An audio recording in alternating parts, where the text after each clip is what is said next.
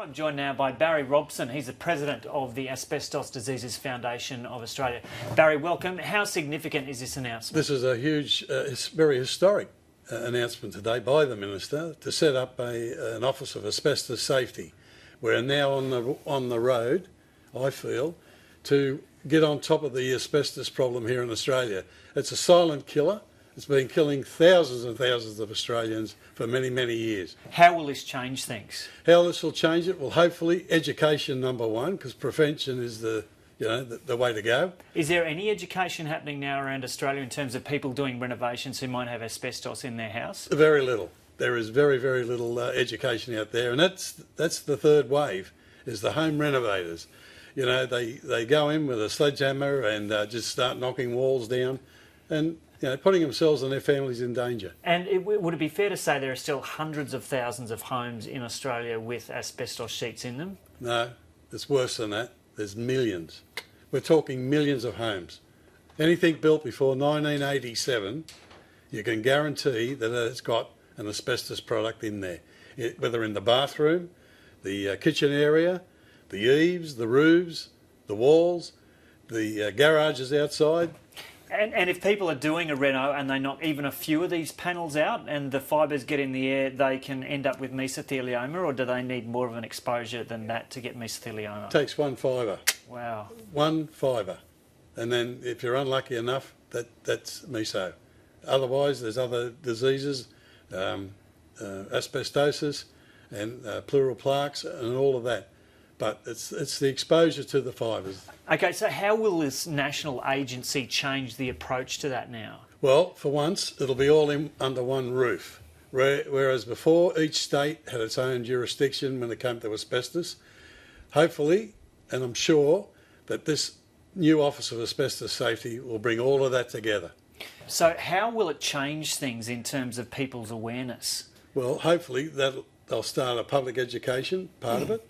Money will be put into research, because there's no cure anywhere in the world for this terrible disease. So hopefully that'll come out of today's announcement.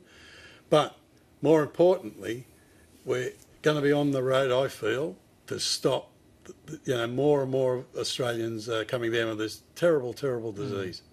I just had a quick look through the media release announcing this from Bill Shorten's office. I didn't see any mention of the number of personnel, the number of people working in this agency. Are you confident that there will be the resources there for this agency to do the job? I really do, because the devil's in the detail, as they say. Yeah. If you go into the recommendations that from the Asbestos Management Review Committee, you'll see it's all in there. But no, I don't think the government's going to underfund this. I think they're really going to go ahead.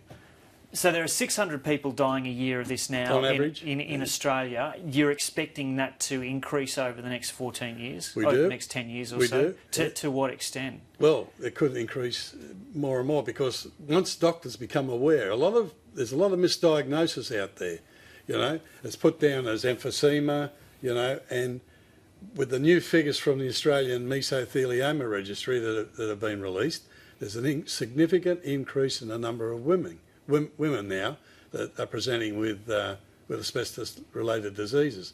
And that's because women for many, many decades have been under the radar, so to speak, by the doctor.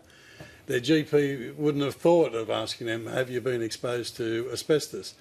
But with more and more education and public awareness, doctors are now asking women that question. How long does it take to show up? Like if kids were playing around in a couple of sheets of asbestos that their family renovated 40 years ago, is it the case that someone who's 44 years old now could suddenly turn up with meso from an exposure way back then? My word. A case in point is Lincoln Hall, the Everest mountain climber. Yep. He was exposed as a very young child by his father building some outhouses in the family home. Mount Everest couldn't kill Lincoln Hall, but meso finally did, and he passed away. I think he was 44 years of age. Yeah. He passed away earlier this year. So what's your advice to people out there now who might be watching this and thinking of doing a renovation? A simple thing, Joe, is do it yourself, and you're likely to do yourself in. look, if you've got any suspicions that there are asbestos sheets in your home, don't drill them, don't grind them, don't scrape them, and don't wash them down with these new water jet hoses, you know. Get the professionals in.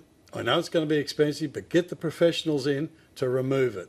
That way you can be assured that you and your family are safe. Otherwise, it could cost your life. It would, and well, it could possibly cost your life, not only of yourself, but your family and your neighbours. Okay, Barry Robson, thanks for coming in, and let's hope this new agency does a job.